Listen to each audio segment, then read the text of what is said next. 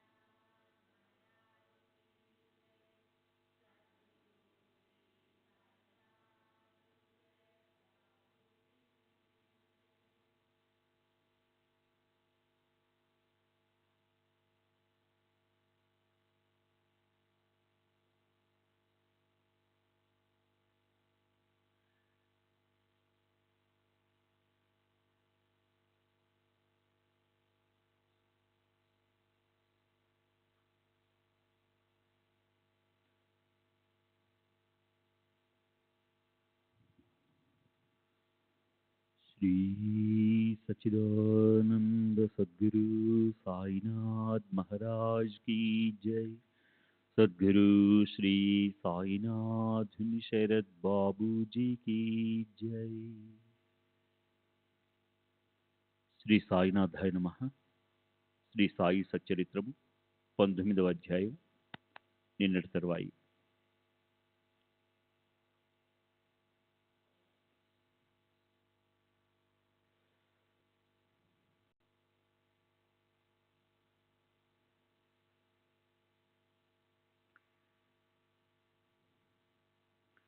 రాయిని మరియు రత్నాన్ని రెంటిని చక్కగా అరగదీస్తే రెండు బాగా మెరుస్తాయి.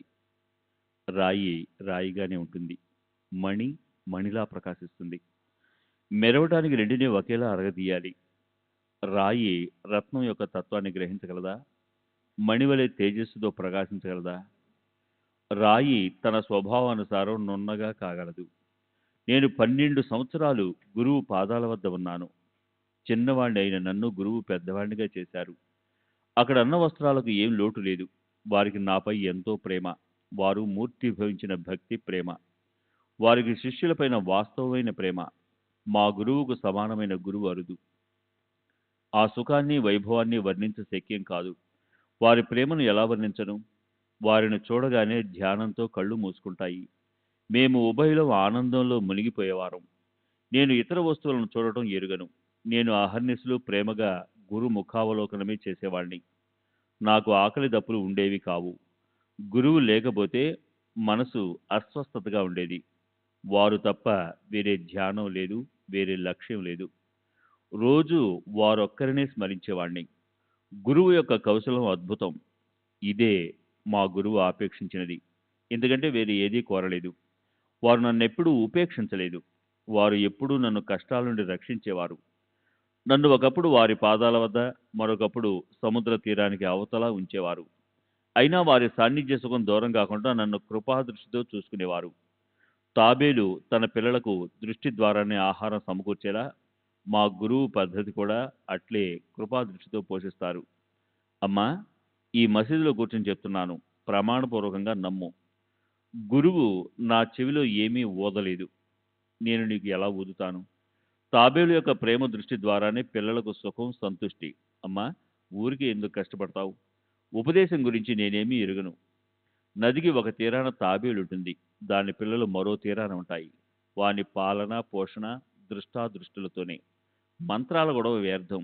నీవు వెళ్ళి అన్నం తిను. నీ ప్రాణాలకు ముప్పు తెచ్చుకోకు. ఒక్క నా యందు దృష్టి ఉంచు. పరమార్థం చేతికి అందుతుంది. నీవు నన్ను అనన్య దృష్టితో చూడు. నేను కూడా నిన్ను అట్లే చూస్తాను. మా గురువు నాకు వేరే ఏదీ నేర్పించలేదు. సాధనల సంపద అవసరం లేదు. షట్శాస్త్రాల జ్ఞానము అవసరం లేదు. కర్త హర్త గురువే అని సంపూర్ణ విశ్వాసం ఒక్కటి తప్పక ఉండాలి. అలా గురువు యొక్క మహిమ అపారం. గురువు హరిహర బ్రహ్మమూర్తి. వారి శక్తిని తెలుసుకున్న వారు ఒక్కరే త్రిజగాలలో ధన్యులు. బాబా ఆ విధంగా ఆ వృద్ధురాలికి బోధించగా ఆమె మనసులో విషయం బాగా నాటుకుంది. బాబా చరణాలపై శిరస్సు నుంచి ఆమె తన దీక్షను వదిలింది. ఆ కథనంతా విని ఆమె యొక్క సమర్పణ బుద్ధిని తెలుసుకుని ఆ కథలోని సార్థకతకు నా మనసులో ఆశ్చర్యం, ఆనందం కలిగాయి. బాబా యొక్క ఈ లీలను గని పరమానందంతో కంఠం గద్గదమైంది. ప్రేమోద్రేకంతో శరీరం రోమాంచితమైంది. బాబా బోధ నా అంతరంగంలో బాగా నాటుకుంది. నా గద్గద కంఠాన్ని చూసి మాధవరావు, ఏమిటి అన్నా సాహెబ్, ఊరికే మౌనంగా కూర్చుండిపోయారెందుకు? శరీరం పులకితమైంది కదూ. బాబాకు సంబంధించిన ఇటువంటివి అనేక కథలున్నాయి, నేనెన్నని చెప్పను అని మాధవరావు చెప్తుండగా గంట మ్రోగడం వినిపించింది. ప్రతిరోజు మధ్యాహ్నం భోజనానికి ముందు భక్తులు మసీదుకి వెళ్లి కూర్చుంటారు. బాబాకు విధిపూర్వకంగా గంధాక్షతలతో అర్ఘ్యపాధ్యాది పూజలు చేస్తారు. అటు తర్వాత బాపు సాహెబ్ జోగ్ భక్తి ప్రేమలతో పంచారతినిస్తాడు. భక్తులంతా హారతిని పాడుతారు. ఆ హారతి సమయాన్ని తెలుపుతూ గంట గణగణమని మ్రోగసాగింది. నా మనసులోని సంశయం పోయింది. మేము మసీదుకు బయలుదేరాం. మధ్యాహ్న సమయంలోని ఈ హారతిని పురుషులు, స్త్రీలు కలిసి చేస్తారు. స్త్రీలు మసీదు పైన, పురుషులు క్రింద మండపంలో ఉండేవారు. తాళాలు, తప్పెట్లు, మంగళవాద్యాలు మ్రోగుతుండగా ఉచ్చస్వరంతో ఉల్లాసంగా, ఆనందంగా అందరూ హారతిని పాడుతారు. మేము మండప ద్వారం వద్దకు వెళ్ళాం. హారతి ఘనంగా జరుగుతుంది. పురుషులు మెట్ల వద్ద గుమిగూడున్నారు. పైకి వెళ్ళడానికి స్థలం లేదు. హారతి పూర్తయ్యే వరకు కిందనే ఉండి తర్వాత భక్తులతో పాటు బాబా వద్దకు వెళ్ళవచ్చు అని నా ఆలోచన. నేను అలా అనుకున్న మాధవరావు మెట్లెక్కి నా చేయి పట్టుకుని నన్ను కూడా బాబా వద్దకు లాక్కుని వెళ్ళాడు. బాబా తమ స్థానంలో నిశ్చలంగా కూర్చుని చిలిం పీలుస్తున్నారు. వారి ఎదుట జోగు ఎడమ చేత్తో గంట వాయిస్తూ పంచారతనిస్తున్నాడు. అలా ఆ హారతి సమయంలో మాధవరావు బాబా యొక్క కుడివైపున కూర్చుని నన్ను బాబా ఎదురుగా కూర్చోబెట్టాడు. శాంతమూర్తి, సత్పురుషులలో శిరోమణి అయిన బాబా మంజుల స్వరంతో, శ్యామరావు నాకు దక్షిణగా ఏమిచ్చాడు అని అడిగారు. బాబా, ఇదిగో శ్యామరావు ఇక్కడే ఉన్నాడు. దక్షిణకు బదులుగా నమస్కారాలు ఇస్తాను. అవే నేను బాబాకు సమర్పించే 15 రూపాయలు అని అన్నాడు అని చెప్పాను. సరే, మీరు ఉభయలు ముచ్చరించుకున్నారా? మీరేం మాట్లాడుకున్నారు? అదంతా నాకు చెప్పు. నమస్కారాల కథ అలా ఉండని, అతనితో మాట్లాడిందంతా ఏమిటో నాకు వినిపించు అని వారనగా జరిగిన వృత్తాంతాన్ని బాబాతో చెప్పాలని నాకెంతో ఉత్సాహంగా ఉంది. కానీ గట్టిగా హారతి చప్పుడు. నాలోని పరమానందం నా పెదవుల నుండి ప్రవహించింది. తలగడకు ఆనుకుని కూర్చున్న బాబా నా మాటలు వినడానికి ముందుకు జరిగారు. నేను కూడా ముందుకు జరిగి చెప్పనారంభించాను. బాబా, అక్కడ విన్న వృత్తాంతం మనసుకు మధురంగా అనిపించింది. అందులోని ఆ ముదుసలి స్త్రీ కథ అత్యంత అద్భుతం. శ్యామరావు ఆ విషయాన్ని చెప్పడంతో నా అజ్ఞానం నాకు తెలిసి వచ్చింది. ఆ కథ నెపంతో మీరు నన్ను అనుగ్రహించారని అర్థమైంది అని చెప్పాను. అప్పుడు బాబా అత్యంత ఉత్సుకతతో, ఏమిటా విశేషమైన కథ, ఎలాంటి అనుగ్రహం, అదంతా నాకు చెప్పు అని అడిగారు. అప్పుడే తాజాగా విన్న కథ, పైగా నా మనసులో బాగా నాటుకున్నది, ఉన్నది ఉన్నట్లు మనవి చేశాను. అది విని బాబా ప్రసన్నులైనట్లు కనిపించారు. అలా నేను చెప్పిందంతా బాబా శ్రద్ధగా విని వెంటనే నాతో, ఈ విషయాన్ని బాగా గుర్తుంచుకో అని చెప్పారు. మరల ఎంతో ఉత్సాహంగా, నీవు విన్న కథ నిజంగా మధురంగా ఉందా, నీ మనసుకు బాగా పట్టిందా, నిజంగా సార్థకత అనిపించిందా అని అడిగారు. బాబా, ఆ కథా శ్రవణంతో నా మనసులోని వేదన తొలగిపోయి శాంతి కలిగింది, నాలోని ఆవేదన తొలగింది, నాకు నిజమైన మార్గం తెలిసింది అని చెప్పాను. అప్పుడు బాబా, మా పద్ధతి విశిష్టమైనది. ఈ ఒక్క కథను బాగా గుర్తుంచుకుంటే చాలా ప్రయోజనం కలుగుతుంది. ఆత్మను తెలుసుకోవడానికి జ్ఞానం అవసరం. జ్ఞానప్రాప్తికి ధ్యానం చేయాలి. ఆ ధ్యానమే ఆత్మానుష్ఠానం. దాని ద్వారానే మనోవృత్తి శాంతిస్తుంది. కోరికలన్నింటినీ వదిలి సర్వజీవులలో ఉన్న పరమాత్మను ధ్యానించాలి. ధ్యానం సరిగ్గా కుదిరినప్పుడు ఆత్మ ప్రాప్తిస్తుంది. సచ్చిత్ ఆనందం నా యొక్క స్వరూపమని తెలుసుకుని ఆ రూపాన్ని ఎల్లప్పుడూ ధ్యానించు. ఇటువంటి ధ్యానం కుదరకపోతే నా ఈ సగుణ రూపాన్ని నఖశిఖాంతం అహర్నిశలో మనసులో అనుసంధానం చెయ్యి. నన్ను ఇలా ధ్యానిస్తే మనోవృత్తి నిశ్చలమై ధ్యాత, ధ్యానం, ధ్యేయం అన్న త్రిపుటి తొలగిపోతుంది. ఈ త్రిపుటి పోగానే ధ్యాత చైతన్యగనుడైపోతాడు. ఇదే ధ్యానం యొక్క లక్ష్యం. దీని ద్వారా బ్రహ్మలో లీనమవుతావు. తాబేలు నదికి ఒక ఒడ్డున ఉంటుంది. దాని పిల్లలు మరొక తీరాన ఉంటాయి. వానికి పాలు గాని వెచ్చదనం గాని ఉండవు. కేవలం తల్లి యొక్క దృష్టి ద్వారానే పిల్లలు పుష్టిగా పెరుగుతాయి. పిల్లలు ఎప్పుడూ తల్లినే ధ్యానిస్తుంటాయి. అంతే, వానికి ఇంకేమీ చేయాల్సిన అవసరం లేదు. పాలు గాని వేరే ఆహారం గాని అవసరం లేదు. తల్లి చూపులే వానికి పోషణ. ఈ కూర్మ దృష్టి ప్రత్యక్ష అమృత వృష్టి, పిల్లలకు స్వానంద పుష్టి. అట్లే గురు శిష్యులలో ఐక్యతా సృష్టి. సాయి నోటి నుండి వచ్చిన ఈ వచనాలు ముగిసేసరికి హారతి చప్పుడాగి శ్రీ సచ్చిదానంద సద్గురుకి జై జై అంటూ అందరూ కేకలు వేశారు. నీరాజనోపచారాలు, విస్తారమైన హారతి ముగిశాయి. జోగు పటిక బెల్లాన్ని అర్పించగా బాబా తమ చేతులను చాపారు. ఆ చేతుల నిండా జోగు నిత్య క్రమానుసారం పటిక బెల్లాన్ని దోసిల నిండా ప్రేమపూర్వకంగా పెట్టి నమస్కరించాడు. ఆ మొత్తం పటిక బెల్లాన్ని బాబా నా చేతులలో గుమ్మరించి, నేను చెప్పిన విషయాలన్నింటినీ మనసుకు బాగా పట్టించుకుంటే నీ స్థితి ఈ పటిక బెల్లం వలె అవుతుంది. నీ మనసులోని కోరికలు, సంశయాలు తీరుతాయి అని చెప్పారు. నేను బాబాకు అభివందనం చేసి, బాబా, నాకు మీ ఆశీర్వచనమే చాలు, నన్ను రక్షించండి అని వారి కరుణను ప్రార్థించాను. శ్రీ సచ్చిదానంద సద్గురు సాయినాథ్ మహారాజ్ కీ జై. సద్గురు శ్రీ సాయినాథ్ శరద్ బాబూజీ కీ జై.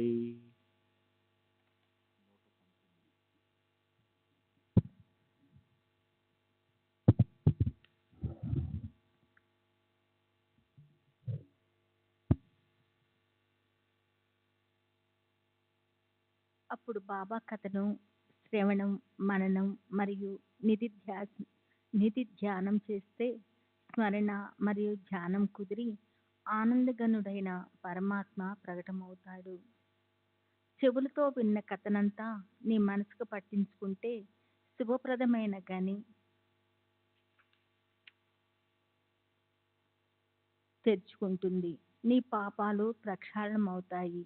తుఫాను గాలి వీచితే సముద్రంపై అలలు లేచి అసంఖ్యాకమైన బుడగలు, నురుగు తీరానికి కొట్టుకుని వస్తాయి.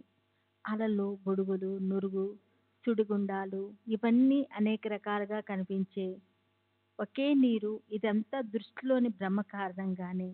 గాలి శాంతించగానే అన్నీ ఒకటే. ఎందుకు ఈ విధంగా జరిగింది అనో లేదా ఎందుకు నాశనమైందని అందామా, అదంతా మాయకేం అని అర్థం చేసుకోవాలి. అదంతా అందామంటే నాశనమైందని అనుకుందామంటే ఎందుకు నాశనమైందని అనుకుందాము, ఎందుకు నాశనమైంది అని అందామా, జరిగిందంతా మాయాలీల అని అర్థం చేసుకోవాలి. అంతే. సృష్టిలో జరిగినవన్నీ ఇట్లే అని గ్రహించి వివేకులు నా శరీరమైన దాన్ని కోరరు. వారు శ్రేష్టమైన ఆత్మను సాధిస్తారు. జ్ఞానం కంటే ధ్యానం శ్రేష్టమైంది. ధ్యానానికి యథార్థమైన జ్ఞానం ఉండాలి. బ్రహ్మతత్వం గురించి పూర్తిగా జ్ఞానం లేకపోతే ధ్యానం సరిగా కుదరదు. సమగ్ర విజ్ఞానానికి ధ్యానం మూలం. దీనికి ప్రత్యేకాత్మస్థానం అని పేరు. అయితే క్రియారహితమైన దానిని ఎలా ధ్యానించాలి? ప్రత్యేగాత్మయే ఈశ్వరుడు మరియు ఈశ్వరుడే గురువు. ముగ్గురిలో అణుమాత్రమైన భేదం లేదు. వారిని వేర్వేరుగా చూచిన వారు నష్టపోతారు. నిధి ధ్యాన పరిపక్వమైతే ధ్యాత ధ్యానం ఒకటైపోతే నివాత దీపకళిక వలె చిత్తము శాంతిస్తుంది. అదే సమాధి.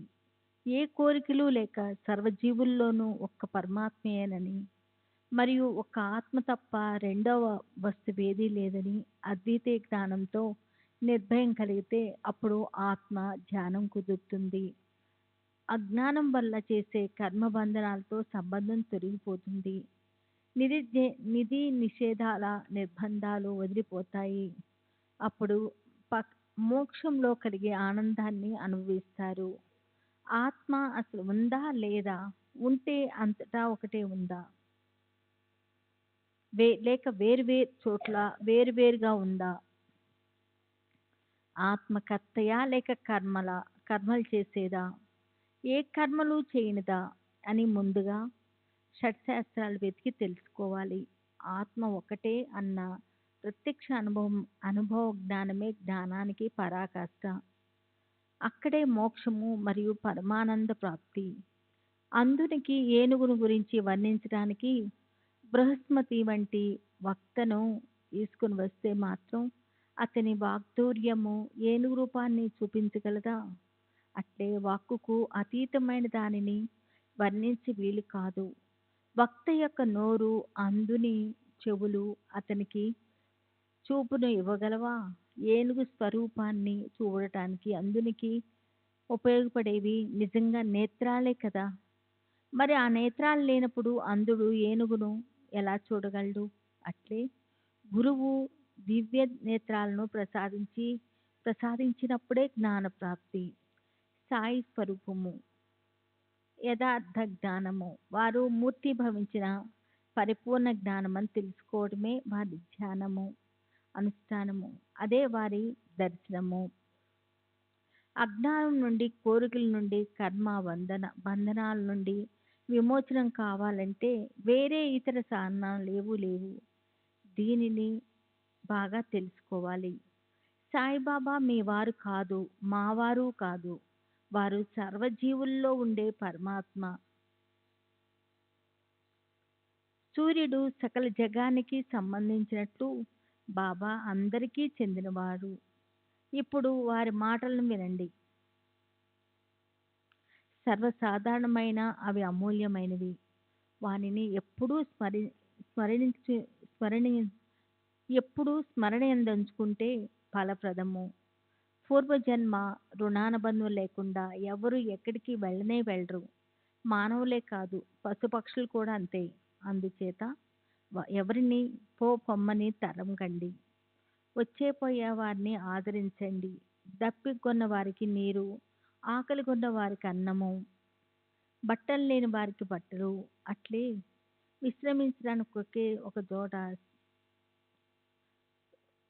విశ్రమించటానికి చోటిస్తే శ్రీహరి సంతృష్టులవుతారు. ఎవరైనా డబ్బు అవసరమైనప్పుడు ఇవ్వటానికి నీ మనస్సు సందేహిస్తే ఇవ్వవద్దు. కానీ వారిపై కుక్కలాగా అరవకు. ఎవరైనా 100 మాటలన్నా సరే స్వయం కఠినంగా బదులివ్వకు. నిరంతరము సహనాన్ని సహిస్తే అపారమైన సుఖం కలుగుతుంది. ప్రపంచం తలకిందులైనా మనము వెనక ముందు కాకూడదు. నిశ్చలంగా మన స్థలంలోనే ఉండి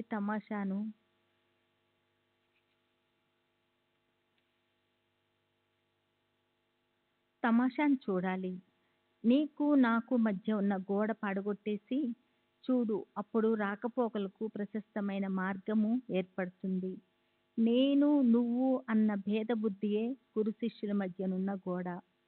దాన్ని పడగొట్టకపోతే అద్వైత స్థితి లభించదు. అల్లా మాలిక్ అల్లా మాలిక్ అతడు కాక మరి అతడు కాక రక్షకుడు ఎవరు లేరు. అతని అతని లీల అలౌకికము, అంతులేనిది, అర్థం కానిది. అతడు ఏది తలచితే అదే అర్థమవుతుంది. తనను తనను చేరుకునే మార్గాన్ని అతడే చూపిస్తాడు. ఆ సమయం వస్తే క్షణం పట్టకుండా మనోవిష్టం తీరుతుంది. రుణానుబంధ కారణంగా భాగ్యవశాత్తు భాగ్యవశాత్తు మీరు నేను కలుసుకున్నాం. పరస్పరము ప్రేమగా ఉంటూ సుఖాలను సంతృప్తిని అనుభవిద్దాం. ఇక్కడ అమరులు ఎవరున్నారు? పరమార్థాన్ని సాధించిన వారే కృతార్థులు. శ్వాసోచ్ఛ్వాసాలతో నడుస్తున్నంత వరకు జీవులుగా మాత్రమే ఉంటారు. బాబా యొక్క ఈ కృపావచనాలు చెవుల్లో పడగానే దప్పికొన్న వారికి నీరు లభించినట్లుగా ఆదుర్తతో ఉన్న నా మనసుకు ఆనందం కలిగింది. ఎనలేని ప్రజ్ఞ, దృఢమైన శ్రద్ధ ఉన్న సాయి వంటి గురువు యొక్క శక్తి లభించడానికి బలమైన దైవశక్తి అవసరము. ఇందులోని సారం చూడగా భగవంతుడు గీతలో నిర్ధారణగా చెప్పినట్లు ఏ యథా మాం అంటే సర్వభారాలు కర్మలపైనే. యథా కర్మ యథాశ్రుతో కర్మను ఎలా అభ్యాసం చేస్తే అలాగే హితం కలుగుతుంది. ఇదే ఈ అధ్యాయంలోని ఉద్దేశము. ఇదే ఇందులోని బోధామృతం. అనన్యం చింత ఎంతో మాం. ఇదే భగవద్గీతలోని మర్మం. అనన్య భావంతో ఆరాధించే వారి యోగక్షేమాలను గోవిందుడు చూస్తాడు. ఈ మధుర ఉపదేశాలను విని దేవాన్ భవాయతే నేన్ అన్న స్మృతి వచనం స్మరణకు వచ్చింది. భగవంతుని భక్తిగా ఆరాధిస్తే అతను మిమ్మల్ని ప్రేమిస్తాడు. నీవు బాగా ప్రయత్నం చెయ్యి. పాలను అంటే ఫలితాన్ని గురించిన చింతన వదిలిపెట్టు. పాలగిన్నె పట్టుకొని నేను మీ వెనకే నిలబడి ఉన్నాను అని చెప్తే ప్రయత్నం నేను చేస్తాను, పాలగిన్నెను మీరే ఖాళీ చేయించాలి అని అంటారేమో. అటువంటిది నాకు తెలీదు. చేసే పనిలో దక్షత ఉండాలి అన్న బాబా యొక్క ఈ ప్రతిజ్ఞావాణిని ప్రమాణపూర్వకంగా తలచి ప్రవర్తించేవారు ఎవరైనా సరే ఇహపర సుఖాలు కానీ లభించినట్లు భావించాలి. ఇప్పుడు శ్రోతలకు మరో విన్నపం. ఒక్క క్షణము సుస్థిరమైన మనసుతో బాబా నా నిశ్చయాన్ని బలపరిచిన స్వానుభవం కథను వినండి. మన మనసుల్లో మంచి సంకల్పం కలిగితే సాయి మహారాజు ప్రోత్సాహపరిచి తమ పెదవులు కదపకుండానే అనుగ్రహ దానం చేసిన విషయాన్ని వినండి. వారికి అనన్యంగా శరణు వచ్చి భక్తి యొక్క కౌతుకాన్ని అవలోకించి ఆ పైన సాయి యొక్క లీలా విశేషాన్ని నిత్యనూతనంగా అనుభవించండి. ప్రాతకాల సమయము నిద్రలుండి మేలుకోగానే మనసులో మంచి ఆలోచన తరంగాలు లేస్తే దాన్ని మరింతగా బలపరచాలి. ఆ వృత్తిని పోషిస్తే అత్యంత సంతోషం కలుగుతుంది. బుద్ధి కూడా వికసిస్తుంది, మనస్సుకు ప్రసన్నత కలుగుతుంది అని ఒక సత్పురుషుని వచనము. దీన్ని అనుభవపూర్వకంగా తెలుసుకోవాలనిపించింది. అట్లే అనుభవమైన శాంతి లభించి అది వింతగా తోచింది. షిరిడి వంటి పవిత్ర క్షేత్రంలో గురువారం వంటి మంగళకరమైన రోజు రామనామాన్ని అఖండ ఆవర్తన చేయాలన్న సంకల్పం కలిగింది. బుధవారం రాత్రి చెయ్యి పైన శరీరము నిద్ర వశమయ్యే వరకు మనసుకు రామనామ స్మరణలో ఉంచి అదే ధ్యాసతో ఉన్నాను. ప్రాతకాలం మెలుకోగానే మనసుకు రామనామం గుర్తుకు వచ్చింది. దాంతో జిహ్వ సార్థకమైంది. మనసులోని ఆలోచనలు నిశ్చయం చేసుకున్నాను. ముఖం కడుక్కొని శుచి అయి దొరికిన పూలను పట్టుకొని సాయి యొక్క పాద దర్శనానికి వెళ్ళాను. దీక్షితుని భవనం దాటి ఊటీ యొక్క వాడ బయట నుండి వెళ్తుండగా ఒక సుందరమైన ఒక పద్యాన్ని మధురంగా పాడుతుండగా విన్నాను. శ్రీ సచిదానంద సద్గురు సాయినాథ్ మహారాజ్ की जय. सद्गुरु श्री साईनाथ नुसरत बाबू जी की जय.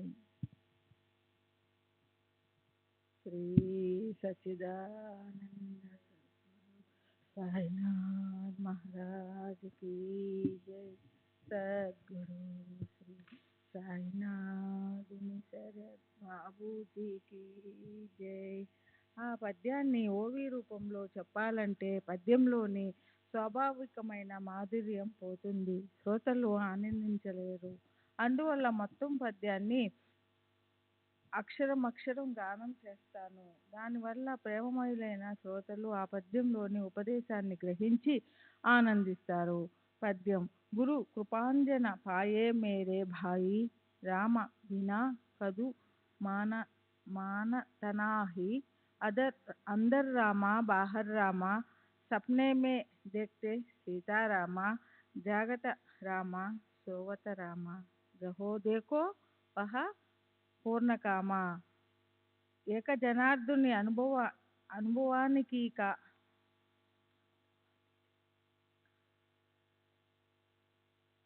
జహో దేకో వహో రామ్ సరీఖా.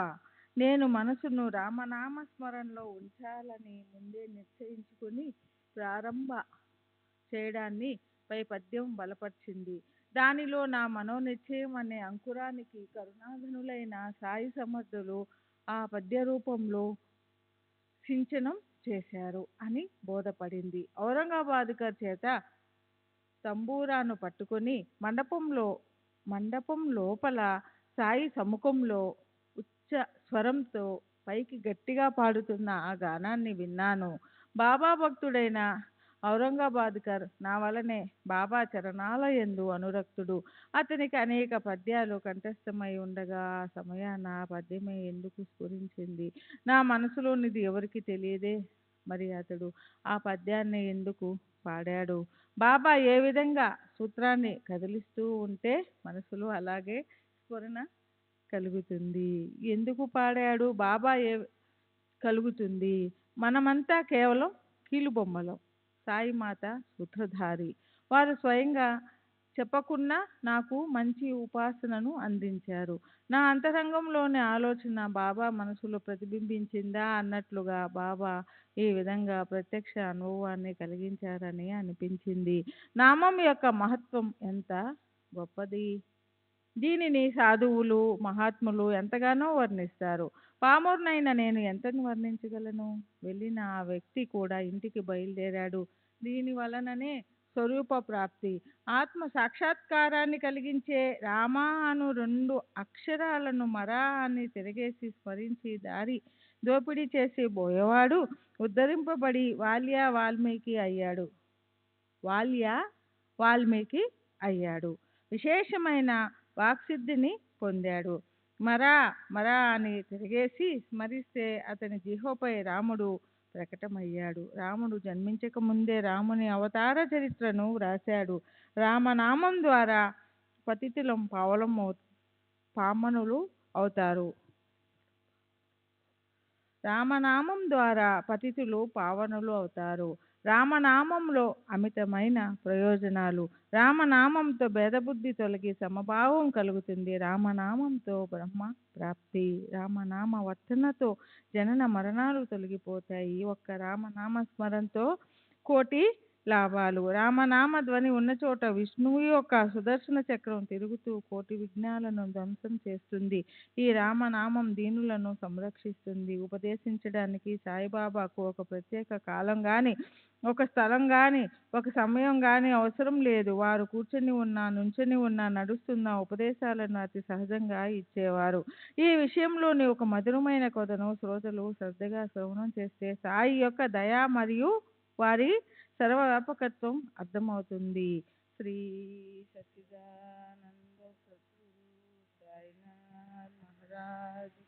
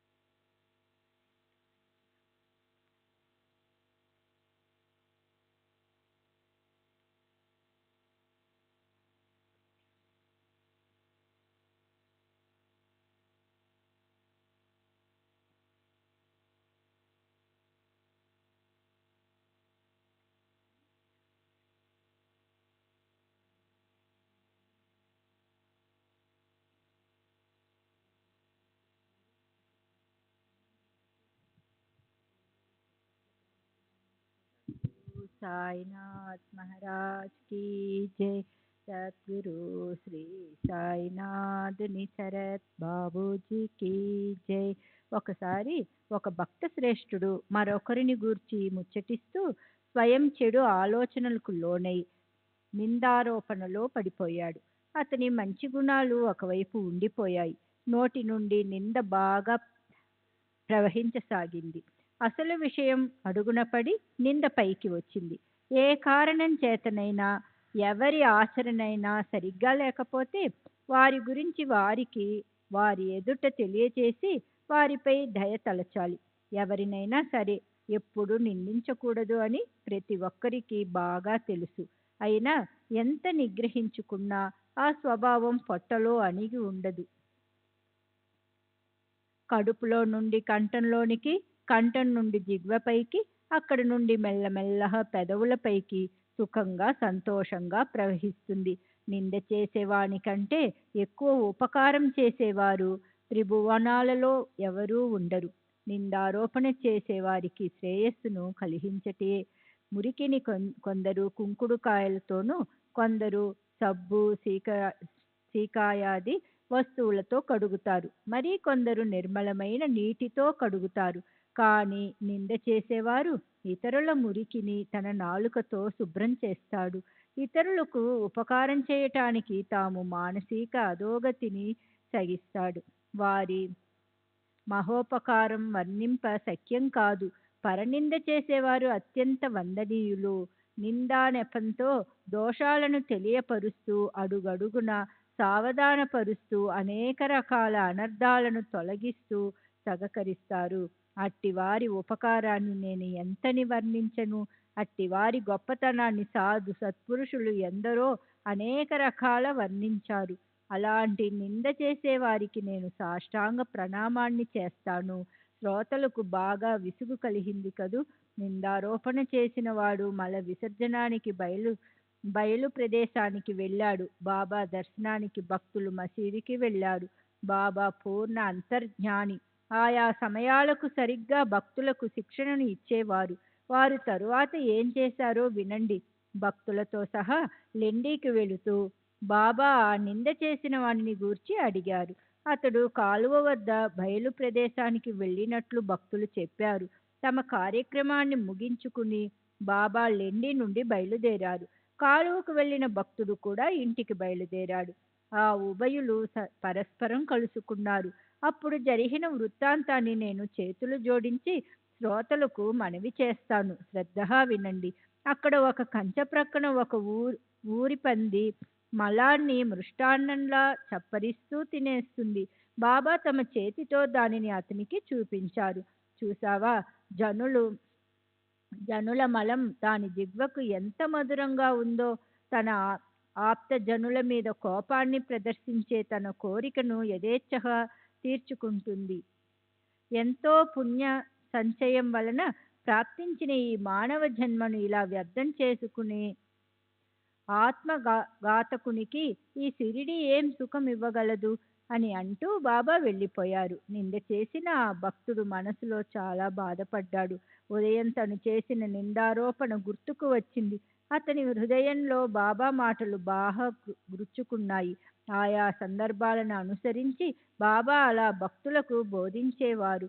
ఆ బోధలోని సారాన్ని అంతరంగంలో భద్రపరుచుకుంటే పరమార్థం ఎంతో దూరంలో ఉండదు. నా హరి కృప ఉంటే నాకు మంచం పైన అన్నీ సమకూర్చుతాడు అన్న మాట నిజమే. కానీ ఆ మాట అన్న ఆచ్ఛాదనల వరకే. పరమార్థంలో కూడా అలా జరుగుతుందని భావిస్తే పరమార్థాన్ని కోల్పోవాల్సిందే. ఎవరు ఎలా చేస్తే అలా అనుభవిస్తారు అన్న బాబా మాటలు అమూల్యం. వారి యొక్క ఇతర వచనాలను వింటే ఆత్మానందం కలుగుతుంది. శ్రద్ధ భక్తులు ఉంటే అవి హృదయంలోకి చొచ్చుకుని పోతాయి. నేను జలంలో, భూప్రదేశంలో, మ్రాణులలో, జనులలో, వనాలలో, దేశ విదేశాలలో, ఆకాశంలో, ప్రకాశంలో వ్యాపించి సంచరిస్తుంటాను. నేను ఒకే ప్రదేశంలో ఉండేవాణ్ణి కాను. 3.5 మూరలతో పరిమితమై ఉన్నానని ఇదే నా వ్యాప్తి అని అనుకునే వారి భ్రాంతిని తొలగించడానికి నేను శరీరాన్ని ధరించాను. అహర్నిశలు అనన్యంగా నన్ను నిష్కామంగా ఆరాధించే వారికి ద్వైతభావం లేని నాతో ప్రత్యక్ష ఏకాత్మత ప్రాప్తిస్తుంది. మాధుర్యం లేకుండా బెల్లం, తరంగాలు లేకుండా సాగరం, తేజస్సు లేకుండా కళ్ళు ఉండవు కదా. అట్లే నేను లేకుండా ఏ అమాయక భక్తుడు ఉండడు. జనన మరణ ఆవర్తన తప్పించుకోవాలని జనన మరణ ఆవర్తన తప్పించుకోవాలని నిశ్చయించుకున్నవారు ప్రయత్నపూర్వకంగా ధర్మానుసారంగా ప్రవర్తించాలి. నిశ్చల మనసుతో ఉండాలి. కఠినమైన మాటలు త్యజించాలి. ఎవరి మనసును మాటలతో నొప్పించరాదు. ఎల్లప్పుడూ పరిశుద్ధ కర్మలయందే నిరతులై ఉండాలి. మనసును స్వధర్మంలో ఉంచాలి. మీ మనోబుద్ధులను నాకు సమర్పించి నన్ను ఎల్లప్పుడూ స్మరించండి. ఇలా చేస్తే శరీరానికి ఎప్పుడు ఏం జరిగినా ముమ్మాటికి ఏ భయము ఉండదు. అనన్యంగా నా యందు దృష్టి ఉంచి నా కథలను వర్ణించేవారు, వినేవారు ధన్యులు. నా స్మరణ తప్ప అన్య ఆలోచనలేవీ లేకుండా ఉంటే చిత్తం పరమాత్మలో లీనమైపోతుంది. నా శరణు పొందు, నా నామాన్ని స్మరించు అని అందరికీ బాబా చెప్పారు. దానితో పాటు నేను ఎవరు అని తెలుసుకోవటానికి శ్రవణ మననాలను ఆజ్ఞాపించారు. ఒకరికి భగవన్నామ స్మరణ, ఒకరికి భగవత్ లీలా శ్రవణం, ఒకరికి భగవత్ పాద పూజ, ఇలా విభిన్న ప్రకృతి కలవారికి వేరువేరు సాధనలను చెప్పారు.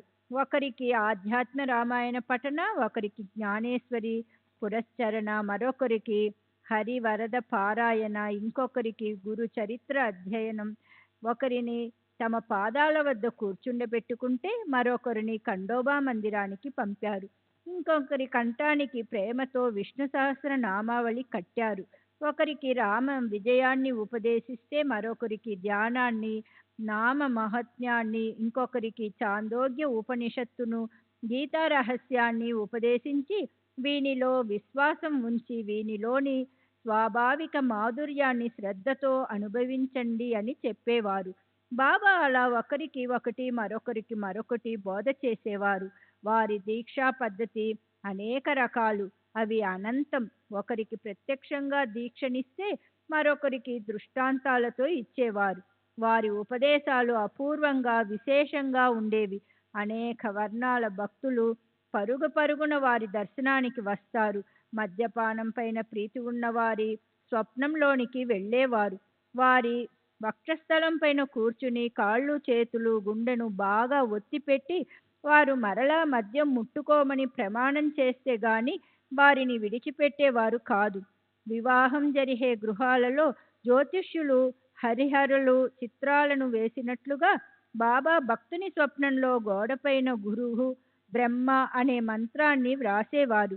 ఎవరైనా రహస్యంగా ఆసనాలను వేస్తూ హఠయోగ సాధనలను చేస్తుంటే బాబా తమ దివ్య జ్ఞానంతో తెలుసుకుని గురి తప్పని బాణం గుచ్చుకునేలా బోధించేవారు. ఎవరో అపరిచితుణ్ణి పట్టుకుని అతనితో ఇంత తిని నిశ్చింతగా కూర్చోలేవా, ఓపిక పట్టి ఉండు అని కబురు పంపారు. ఒకరితో ప్రత్యక్షంగా మాది చాలా కఠినమైన పద్ధతి, 1-2 సార్లు చెప్పి చూస్తాం. చివరి ప్రయత్నం చాలా కఠినంగా ఉంటుంది. ఒకసారి చెప్తాం, రెండోసార్లు చెప్తాం. ఎవరైనా మా మాటలను లక్ష్య పెట్టకపోతే కన్న బిడ్డలనైనా సరే 2 ముక్కలుగా చీరి పారేస్తామని చెప్పేవారు. సాయిబాబా మహాజ్ఞాని. పామరునైన నేను ఆ మహానుభావుని చమత్కారాలను ఎలా వర్ణించగలను? వారు ఒకరికి విరక్తిని జ్ఞానాన్ని కలుగజేస్తారు, ఒకరికి సద్భావాన్ని భక్తిని కలుగజేస్తారు, ఒకరికి ప్రపంచ వ్యవహారాలలో నడుచుకునే పద్ధతిని ప్రశస్తమైన రీతిలో శిక్షణను ఇస్తారు. ఉదాహరణకు విచిత్రమైన ఒక సంఘటనను శ్రోతలకు చెప్తాను. ఒకసారి మిట్ట మధ్యాహ్నం అప్పుడు బాబా మనసుకు ఏం తోచిందో తెలియదు గాని వారు అకస్మాత్తుగా రాధాకృష్ణబాయి ఇంటి ప్రక్కకు వచ్చారు. వారి వెంట కొందరు భక్తులున్నారు. అప్పుడు బాబా వెళ్ళి నిచ్చెనను పట్టుకుని రండి అని అనగానే వెంటనే ఒకరు వెళ్ళి నిచ్చెనను తెచ్చిపెట్టారు. దానిని బాబా ఇంటిపైకి వేయించారు. స్వయం కప్పు పైకి ఎక్కారు. మనసులో వారి ఉద్దేశం ఏమిటో ఎవరికీ తెలియదు. వామన్ గోన్కర్ని ఇంటి కప్పుకు నిచ్చెనను వేయించి తాము స్వయంగా చరచరా ఇంటి కప్పు పైకి ఎక్కారు. అక్కడి నుండి ఆ ఇంటికి ఆనుకుని ఉన్న రాధాకృష్ణబాయి ఇంటి కప్పును దాటుకుంటూ వెళ్ళారు. అదేం చమత్కారమో ఎవరికీ అర్థం కాలేదు. అప్పుడు రాధాకృష్ణబాయి తీవ్రమైన చలి జ్వరంతో అనారోగ్యంతో ఉంది. బాబా కూడా ఇద్దరు వ్యక్తులు ఆసరాహా పట్టుకుంటేనే నడవగలిగేవారు. అంత బలహీనంగా ఉండగా అంతటి శక్తి వారికి ఎక్కడి నుండి వచ్చిందో వెంటనే ఇంటి కప్పుకు రెండవ వైపుకు అదే నిచ్చెనను వేయించుకుని క్రిందికి దిగి వచ్చారు. నేలపైన కాళ్ళు మోపగానే ఆలస్యం చేయకుండా వెంటనే నిచ్చెన తెచ్చిన వానికి 2 రూపాయలు ఇచ్చారు. నిచ్చెనను రెండు వైపులా వేయటం ఏమంత కష్టమైన పని? ఆ శ్రమకు ఫలితంగా బాబా అంత డబ్బు ఇచ్చి రుణం తీర్చుకున్నారు. నిచ్చెన తెచ్చిన వానికి బాబా అంత డబ్బు ఎందుకిచ్చారు అని కుతూహలంతో వారిని అడగాలని అనుకున్నారు. ఒక వ్యక్తి ధైర్యంతో వారిని ప్రశ్నించగా బాబా, ఎవరి శ్రమ భారాన్నైనా ఉచితంగా లవలేశమైనా తీసుకోకూడదు. ఎవరితోనైనా పని చేయించుకోవచ్చు, కానీ ఎవరి శ్రమను ఉచితంగా తీసుకోరాదు అని ఒక నియమాన్ని పాటించాలి అని బాబా ప్రత్యుత్తరం ఇచ్చారు. బాబా ఉద్దేశాన్ని ఎవరు అర్థం చేసుకోగలరు? వారి విషయాలు వారికే అర్థమవుతాయి. సత్పురుషుల అంతరంగం అత్యంత గూఢంగా ఉంటుంది. వారి నోటి నుండి వెలువడిన మాటలే మనకు ఆధారం. వారి ఉపదేశాలను అనుసరించి ప్రవర్తిస్తే ప్రపంచ వ్యవహారాలు చక్కగా సుఖంగా సాగిపోతాయి. తరువాతి అధ్యాయం ఇంతకంటే మధుర రసభరితం. అమాయకురాలైన ఒక పనిపిల్ల వేదాంతంలోని గూఢమైన చిక్కును విడదీస్తుంది. హరిదాసు అయిన దాసగను జనులకు ఉపకారం చేయాలని ఈశావాస్య ఉపనిషత్తును మరాఠీ భాషలోకి అనువదించాలని నడుం కట్టాడు. సాయిబాబా అనుగ్రహంతో గ్రంథరచన అయింది. కానీ ఏవో కొన్ని గూఢార్థాలు తెలియక అతని మనసుకు సందేహం కలిగింది. మరి ఆ సమస్యను బాబా ఎలా పరిష్కరించారు? బాబా షిరిడీలోనే కూర్చుని దాసగనుతో నీవు పార్లేకు తిరిగి వెళ్ళేటప్పుడు కాకా దీక్షిత్ ఇంట్లో పనిచేసే పిల్లని సందేహాలను తీరుస్తుంది అని చెప్పారు. ఈశావాస్యం అనే కమలాల సరోవరంలో వాగ్దేవి అనే భ్రమరం జూంకారం చేస్తూ తిరుగుతుంటే చతురులైన శ్రోతలు ఆ ఆనందాన్ని అనుభవించండి. తరువాతి అధ్యాయంలో ఈ కథని చెప్పించేవారు సాయి దయామయులు. సావకాశంగా శ్రవణం చేస్తే శ్రోతలకు శుభం కలుగుతుంది. హేమత్ సాయికి మరియు సర్వజీవులలోని భగవంతునికి శరణు వేడుతూ శ్రోతలు సావధానంగా వినాలని వేడుకుంటున్నాడు. స్వస్తి శ్రీ సంత సజ్జన ప్రేరితము భక్త హేమాత్పంత్ విరచితము అయిన శ్రీ సాయి సమర్థ సచ్చరితంలో మదనుగ్రహం అనే 19వ అధ్యాయం సంపూర్ణం. శ్రీ సద్గురు సాయినాథార్పణమస్తు. శుభం భవతు. శ్రీ సచ్చిదానంద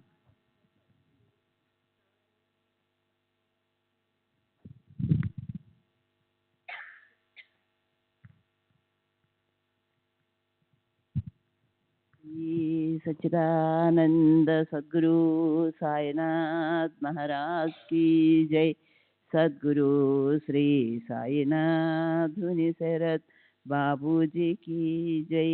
శ్రీ సాయి సచరిత 20వ అధ్యాయం. శ్రీ గణేశాయ నమః. శ్రీ సరస్వత్యై నమః. శ్రీ గురుభ్యో నమః.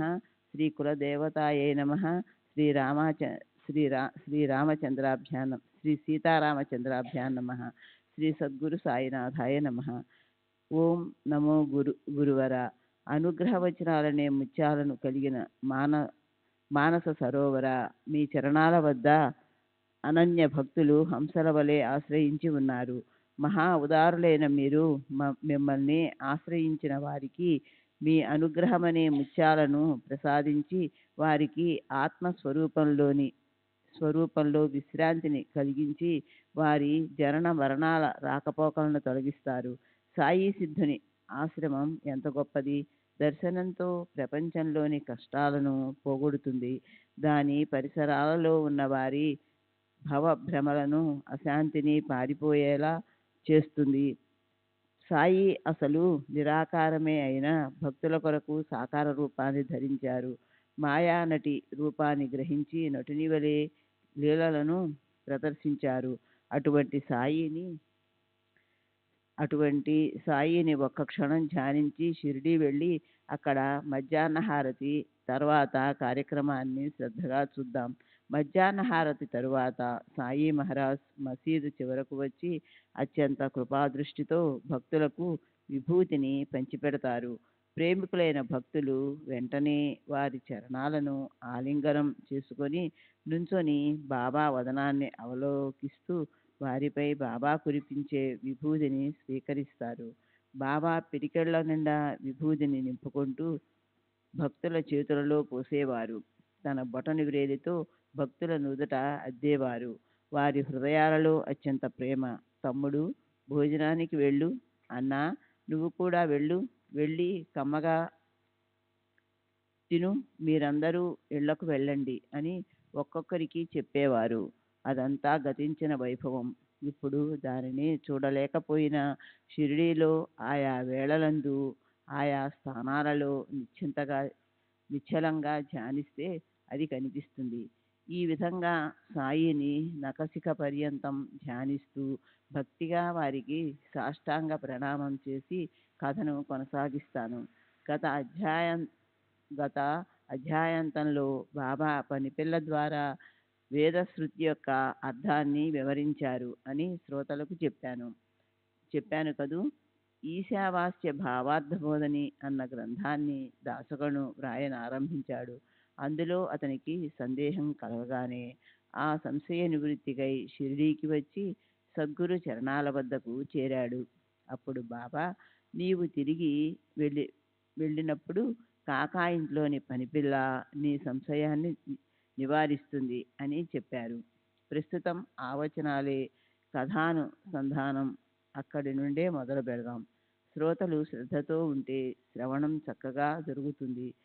సంస్కృత భాషా జ్ఞానం లేని వారి కోసం దాసగను ఈశావాస్యోపనిషత్తు అర్థాన్ని మరాఠీ భాషలో ఓవి ఛందస్సులో ప్రతి పదార్థంతో స్పష్టంగా వివరించాలని ఈశావాస్య భావార్థబోధనని ప్రాకృత భాషలో సుగమంగా రచించాలన్న సంకల్పంతో ప్రారంభించాడు.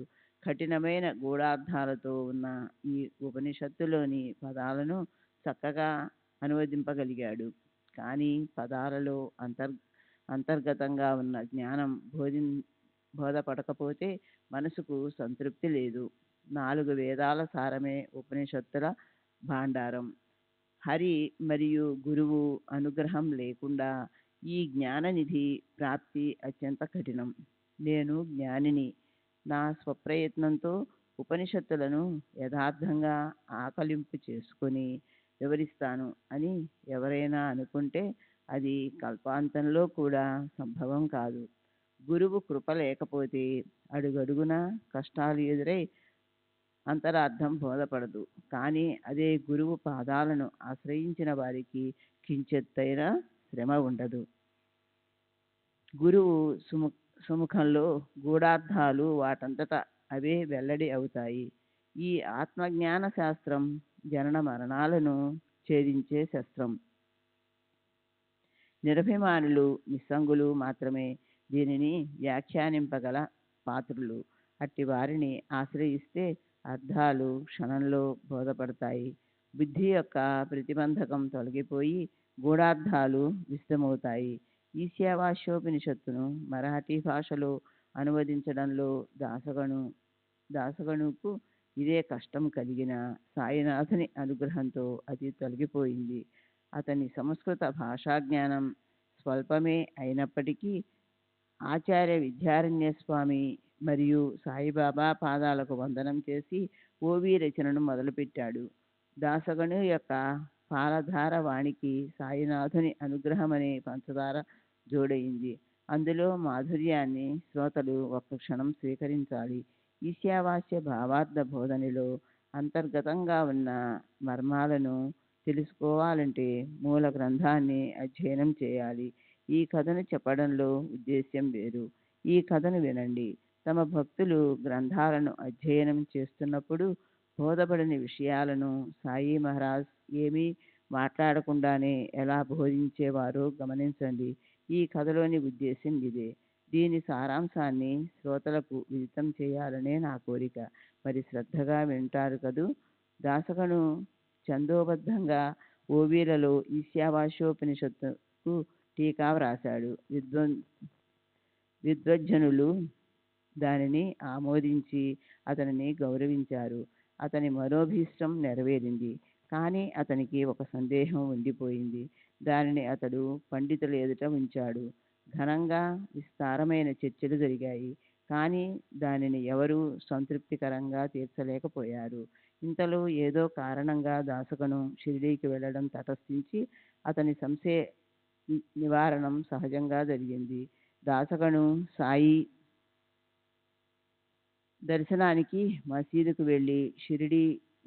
వెళ్ళి శ్రీవారి చరణాలపై మస్తకాన్నించి సాష్టాంగ నమస్కారం చేసి సంతుష్టుడయ్యాడు. సత్పురుషుల అనుగ్రహం అవలోకనం, వారి నోటి నుండి వెలువడే మధుర వచనాలు, వారి మందహాస వదనం భక్తులకు శుభప్రదం. సత్పురుషుని దర్శన మాత్రంలో సకల దోషాలు క్షాళనమవుతాయి.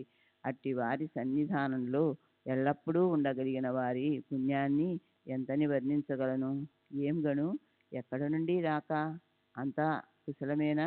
మనసు ప్రసన్నంగా ఉంది కదా అని బాబా దాసగనుని ప్రశ్నించారు. మీ అనుగ్రహ ఛత్రం ఉండగా నేనెందుకోసం దుఃఖించాలి? బాగా ఆనందంగా ఉన్నాను అని జవాబిచ్చాడు. మీకంతా తెలుసు, అయినా లోకాచారంగా అడుగుతున్నారు. మీరు క్షేమ సమాచారాలను ఎందుకు అడుగుతున్నది నాకు తెలుసు. ఒక కార్యాన్ని నాతో స్వయంగా చేసి అది రంగు రూపాలతో ఒక దశకు వచ్చాక మధ్యలో దానిని ఎవరూ పరిష్కరించలేని సమస్యను తెచ్చిపెడతారు అని చెప్పాడు. అలా ఆ ఇద్దరూ పరస్పరం ముచ్చరించుకుంటుండగా దాసగను బాబా చరణ సంవాహన చేస్తూ ఈశావాస్య భావార్థ బోధనని గురించి అడిగాడు. బాబా ఈశావాస్య భావార్థ బోధనని రచయిస్తుంటే నా మనసులో ఏవో సందేహాలు కలిగి కలం ఆగిపోయింది. వారిని విడమర్చి చెప్పండి అని జరిగినదంతా బాబా చరణాల వద్ద మొరపెట్టుకొని తన సంశయాలు తీరడం కష్టమని తెలియజేశాడు. శ్రీ సచ్చిదానంద సద్గురు సాయినాథ్ మహారాజ్ కీ జై. సద్గురు శ్రీ సాయినాథుని శరత్ బాబూజీ కీ జై. శ్రీ సచిదానంద సద్గురు సాయినాథ్ మహారాజ్ కీ జై. సద్గురు శ్రీ సాయినాథుని శరత్ బాబూజీ కీ జై. సాయినాథ, ఈశావాస ఉపనిషత్తు కథ వ్రాయటంలో నా గ్రంథ పరిశ్రమ హృదయే అని మీకు బాగా తెలుసు. నా సందేహం తీరకపోతే గ్రంథం సరిగ్గా అర్థం కాదు అని విన్నవించుకోగా సాయి మహారాజు అతనిని ఆశీర్వదించి, నీవు నిశ్చితంగా ఉండు. ఇందులో కఠినమైనది ఏముంది? నీవు ఎక్కడి నుంచి వచ్చావో అక్కడికి మరలా వెళ్ళినప్పుడు కాకా పని మనిషి నీ సందేహాన్ని తీరుస్తుంది అని చెప్పారు. కాకా అంటే బాబూసాహెబ్ దీక్షిత్. బాబాకు ప్రేమమయ భక్తుడు. కాయా వాచ మనస ఎల్లప్పుడూ గురుసేవలో ఉండేవాడు. ప్రసిద్ధి చెందిన బొంబాయి పట్టణానికి కొంత దూరంలో పార్లే అన్న ఊర్లో ఈ హరి ఉంటాడు. అతని అసలు పేరు హరి. అది అమ్మా నాన్న పెట్టిన పేరు. జనులు అతన్ని బాబూ సాహెబ్ అని పిలిచిన బాబా వద్ద అతనికి మరో మూడో పేరు బాబా కాకా మహజనిని బడే కాకా అని, నిమోన్కరుని ముసలి కాకా అని, బాబూ సాహెబ్ను కుంటి కాకా లేదా బొంబాయి కాకా అని కూడా పిలిచేవారు. తల్లి తండ్రి ఒక పేరు పెడతారు, రాశిని బట్టి మరో పేరుంటుంది, ముద్దుగా మరో పేరుతో పిలుస్తుంటారు. ఇలా అనేక రకాల పేర్లు సాయి మహారాజు విచిత్రమైన పేర్లు పెట్టేవారు. ఆ పేర్లతోనే ఎప్పుడూ వారు చలామణి అయ్యేవారు. వానిని భక్తులు ప్రేమగా బిరుదుల వలె తలచేవారు. ఒకసారి భిక్షు, ఒక్కోసారి కాకా అంటూ బాబా వేసిన ముద్రతోనే దీక్షిత్ షిరిడీలో కాకా అని ప్రసిద్ధుడయ్యాడు. కాకా పని మనిషి సంశయాన్ని ఎలా తీర్చగలదా అని దాసకనుకు మరియు అందరికీ కూడా ఆశ్చర్యం కలిగింది. పని మనిషే కదా, ఆమెకు అంత శాస్త్రజ్ఞానం ఉంటుందా? ఏం వింత, ఇదంతా విచిత్రంగా ఉంది. వేదస్థుతి యొక్క వి- ఉ- ఉత్- ఉత్పత్తి జ్ఞానం ఎక్కడ, పనిపిల్ల జ్ఞానం ఎక్కడ, సాయి మహారాజు పరిహాసం చేశారని జనులు అనుకున్నారు. బాబా కేవలం వినోదానికి అలా అన్నారని అందరికీ అనిపించింది. కానీ బాబా వినోదంగా చెప్పినా అది సత్యమే అవుతుందని దాసగనుకు అనిపించింది. బాబా అన్న మాటలు విని అవి ఊరికే పైకి అన్నవి అని అందరికీ అనిపించింది. కానీ దాసగనుకు అవి సత్యమని తెలుసు. వారి మాటలలో ఏ లీల ఉందో చూడాలని భక్తులు ఆతురపడ్డారు. అది వినోదానికి పలికిన వాణి కాకనూ పోవచ్చు. కానీ అది ఏ కారణం లేకుండా ఎన్నటికీ ఉండదు. బాబా పలికిన ఒక్కొక్క అక్షరంలోనూ అర్థం అనే నిధి ఉంటుంది.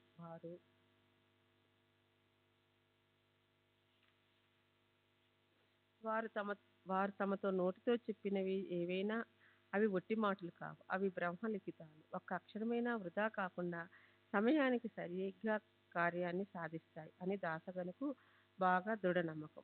శ్రీ సచిదానంద సద్గురు సాయినాథ్ మహారాజ్ కీ జై. సద్గురు శ్రీ వారి వారి భావాన్ని బట్టి, విశ్వాసాన్ని బట్టి ఫలితం కలుగుతుంది. భావన ఎలా ఉంటే ఫలితం అలా ఉంటుంది. విశ్వాసం ఎంతగా ఉంటే బలం కూడా అంతగా ఉంటుంది. అంతఃకరణం ఎంత ప్రేమమయంగా ఉంటే వారి జ్ఞానం కూడా అంత నిర్మలంగా ఉంటుంది. బాబా జ్ఞానులకు శిరోమణి. వారి వాణి అసత్యం కాదు. వారు తమ భక్తుల కోరికలను నెరవేరుస్తానని ప్రతిజ్ఞ బూనారు. గురువచనాలు అసత్యం కావు. ఈ కథను బాగా మనసు పెట్టి వినండి. భవభయ బాధలన్నీ హరించుకుపోయి సాధనా మార్గంలో ప్రవేశిస్తారు.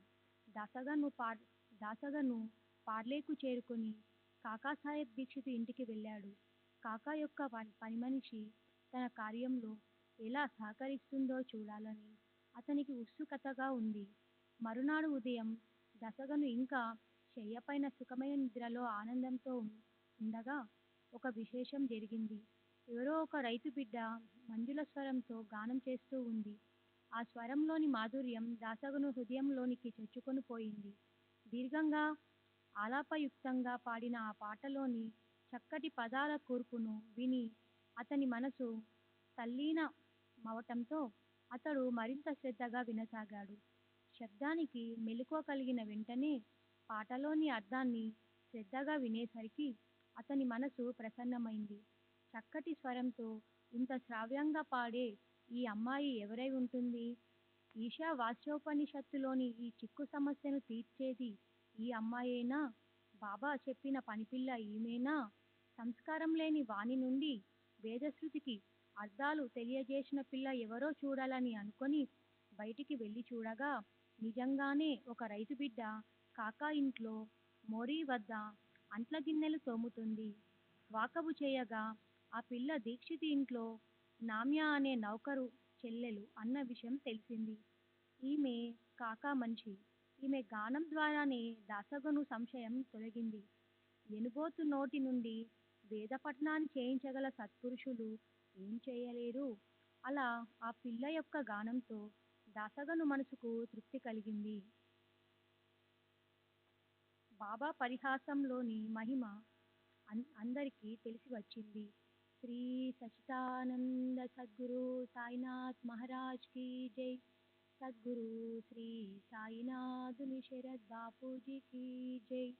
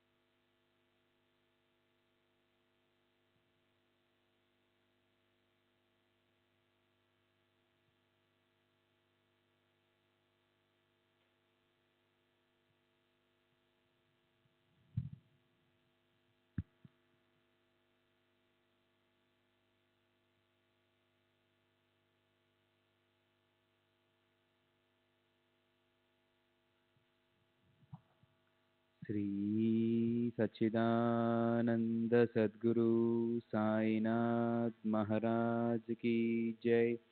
सद्गुरु श्री साईनाथ शरद बाबू जी की जय। साई रहम नजर करुणा, बच्चों का पालन करना। साई रहम नजर करना, बच्चों का पालन करना। जाना तुमने जगत प्रसारा, सब ही झूठू जमाना। जाना तुमने जगत प्रसारा, सब ही झूठू जमाना।